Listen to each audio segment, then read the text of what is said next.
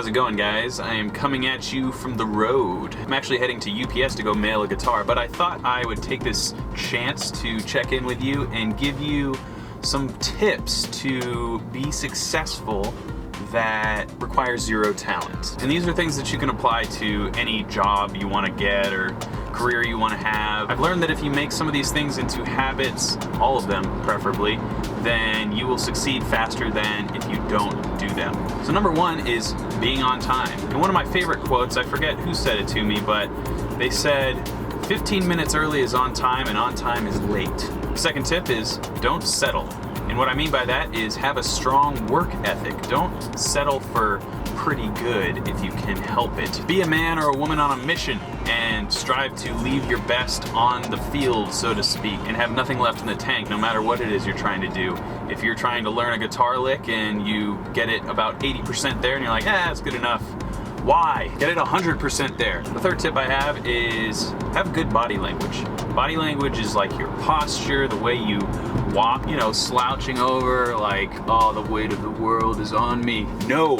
Be strong, stand up straight. This applies to guitar playing. Having good posture will help you perform better. Having good ergonomic form when you play the guitar is helpful. And in everyday life, when you're walking around, what do people think of how you're moving? Next tip is to have energy and have a strong attitude.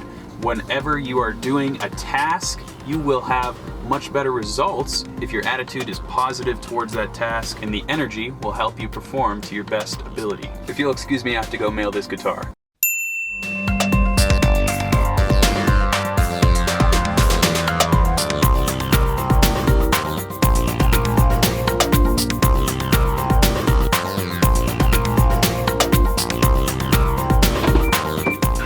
Tip that I have, being passionate. Having passion is obviously important with anything that you do.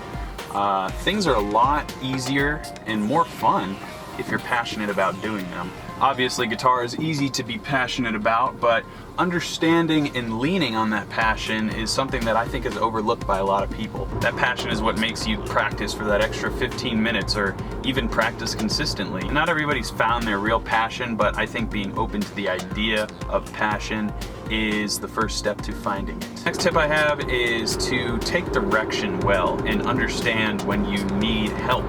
Being able to be coached and take constructive criticism and use it to make yourself better is something that I struggled with for a long time, but the moment I kind of checked my ego a little bit on whatever the topic was that was being criticized about me, then it helped me get better, and that criticism would slowly diminish and eventually fade to nothingness. And the last tip I have for you guys is to be prepared in any situation. Whether you are a session guitar player, you should know the tune that you're going in to record. If you're going to interview for a job that you really want, be prepared. Maybe know a couple things about the company so that you can lead the conversation.